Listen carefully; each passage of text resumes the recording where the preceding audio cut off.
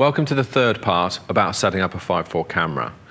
We've done getting the camera out of the box and squaring the camera off and leveling the camera off. We've done looking at the lens, and we've also done loading the dark slide. What I want to talk to you about now is actually focusing the camera up. Now, I could talk about lots of technical aspects about this, but I think a good rule of thumb that I tend to use is if I'm using a 150mm lens and my subject, as in Duncan in this instance, is about 3 to 4 feet away from me, I know that I need about 5 to 6 inches of bellows extension. And when I talk about bellows extension, I'm talking about the distance from my lens plane to my film plane. So once I've got it roughly set up, then I need to do actual focusing. And to focus, I need to use these focus knobs. Now, depending on which camera you're using, will depend on where these focus knobs are on your camera. But I happen to know they're here. On one side, they unlock, and on the other side, they actually move the focus. Now, you can move either the front or the back. I tend to always use the back, okay? So what I'm going to do is look through, and I'm focusing, I'm seeing my image on the glass screen on the back, and I need to roughly focus up. And the image is upside down, which you always have to work with. And I can roughly focus by moving this backwards and forwards, and I get a rough focus. Once I want to get a finer focus, I need to use what's called a loop. And I've got a loop here, this is a loop, and I actually put this onto the screen itself, and then look through the loop, and I need to see a prominent part of the image. And when you're doing a portrait, it's always best to look at someone's eye. So I can try and focus up on Duncan's eye there.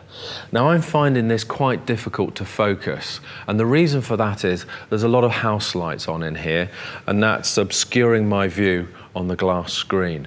Now, a way of getting around that is either turn the house lights off if you're using a studio, but if you're out and about and can't, then you can use a dark cloth or just a coat. So I've got a dark cloth here that I can use.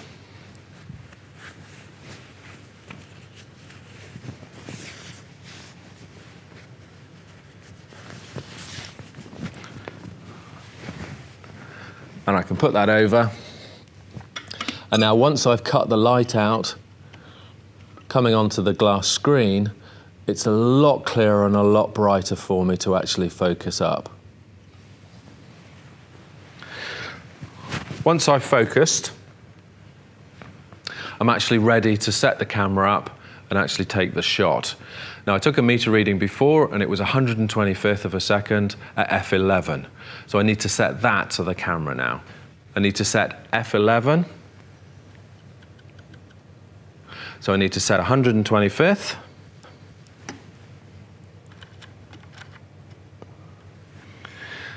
The lens was wide open before because I needed a lot of light coming through the lens to the glass screen. So when you're focusing, you always use the lens wide open.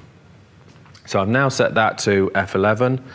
The next thing to do is actually close the lens down. As I said about in the second tutorial, where you close and open the lens, you must remember to close that lens down.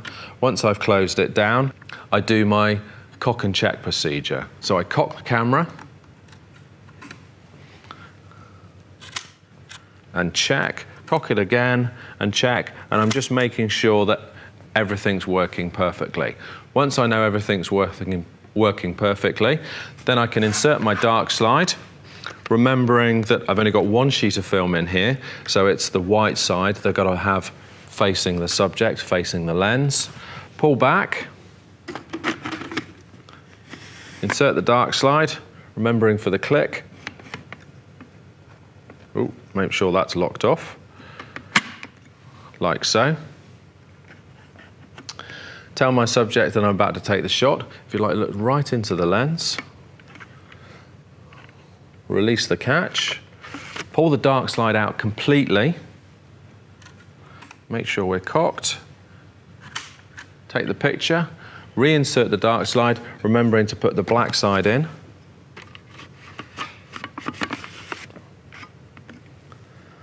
Lock that one back off again. and remove the dark slide, and you're ready to process.